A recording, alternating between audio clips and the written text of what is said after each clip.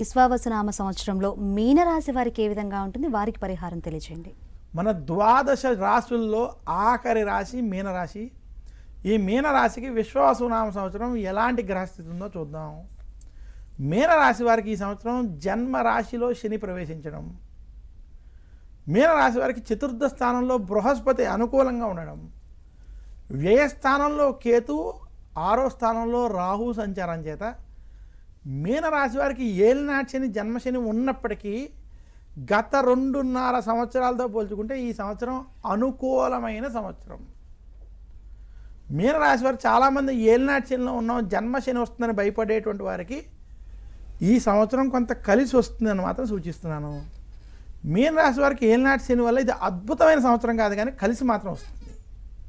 ఇక మీనరాశి వారికి విశేషించి నిరుద్యోగులకి ఉద్యోగ ప్రయత్నాలు సఫలీకృతం అవుతాయి.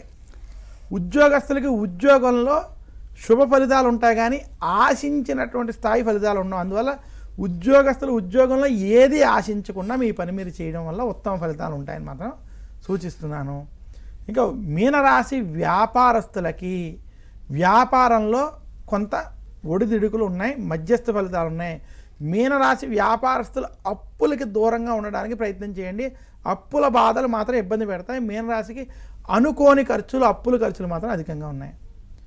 మీనరాశి వారు ఆరోగ్య విషయాల్లో, కుటుంబానికి సంబంధించినటువంటి ఆరోగ్య విషయాల్లో ఖచ్చితమైన జాగ్రత్తలు వహించాలి. జన్మ శని ప్రభావం చేత ఆరోగ్య సమస్యలు ఉంటాయి.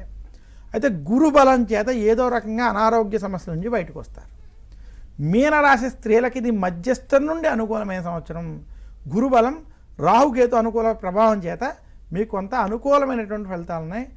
మీనరాశి విద్యార్థులకి కుటుంబంలో శుభ ఫలితాలు, అలాగే మీరు విద్యపరమైనటువంటి చేసేటువంటి వాటిలో అనుకూలమైనటువంటి ఫలితాలు మాత్రం ఈ సంవత్సరం కనబడుతున్నాయి. మొత్తం మీద మీనరాశి వారికి శ్రీ విశ్వావసునామ సంవత్సరం మధ్యస్థ నుండి అనుకూల ఫలితాలు, కొంత కలిసి వచ్చేటువంటి ఫలితాలు ఉన్నాయి. ఏలినాటి శని ప్రభావం చేత మాత్రం అన్ని విషయాల్లో ఆచితూచి వ్యవహరించడం, జాగ్రత్తలు పాటించడం మాత్రం మంచిది. మీనరాశి వారు శ్రీ విశ్వావసునామ సంవత్సరంలో మరింత శుభ ఫలితాలు మీరు పొందాలి అనుకుంటే ముఖ్యంగా ఆదివారం రోజు ఆదిత్య హృదయాన్ని పారాయణం చేయండి. మీనరాశికి అధిపతి అయినటువంటి గురుడు గురువారం రోజు, బృహస్పతి వారం రోజు కనుక దక్షిణామూర్తి స్తోత్రాన్ని పారాయణ చేయడం, దక్షిణామూర్తి ఆలయాలకు వెళ్ళి దర్శనం వంటివి చేసుకోవడం వల్ల మరింత శుభ ఫలితాలు కలుగుతాయి. అలాగే మీనరాశి వారి ఏలినాటి శని ప్రభావం చేత శనివారం రోజు శనికి తైలాభిషేకం వంటివి చేసుకోవడం, దశరథ ప్రోక్త శని స్తోత్రం వంటి స్తోత్రాలను పారాయణం చేసుకోవడం వల్ల మరింత శుభ ఫలితాలు కలుగుతాయి.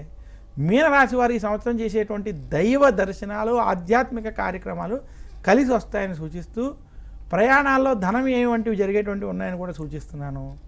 మరొక్కసారి ఈ 12 రాశులకి సంబంధించినటువంటి గోచార గ్రహస్థితి ఉగాది సందర్భంగా చిలకమర్తి పంచాంగరీత్యా దృక్ సిద్ధాంత పంచాంగణితం ఆధారంగా నేను మీ అందరికీ అందజేశాను.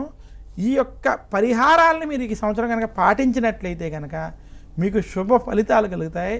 ఉగాది రోజు పంచాంగ శ్రవణం చేసినటువంటి వారికి, ఉగాది రోజు పంచాంగ శ్రవణం విన్నవారికి వారికి ఉన్నటువంటి గ్రహ దోషాలు తొలగి శుభ ఫలితాలు కలుగుతాయని శాస్త్రం. అలా వారికి ఉన్నటువంటి దోషాలన్నీ తొలగి లోకా సమస్తాన్ సుఖినో భవంతు అంటూ లోకములన్నీ కూడా సుఖంగా ఉండాలి, అందరికీ శుభాలు జరగాలి, అందరికీ శుభకార్యాలు, శుభ ఫలాలు లభించాలని కోరుకుంటూ సర్వే జనా సుఖినో భవంతు అని కోరుకుంటూ సెలవు తీసుకుంటున్నాను. నమస్కారం. మీ చిలకమర్తి ప్రభాకర్ చక్రవర్తి శర్మ.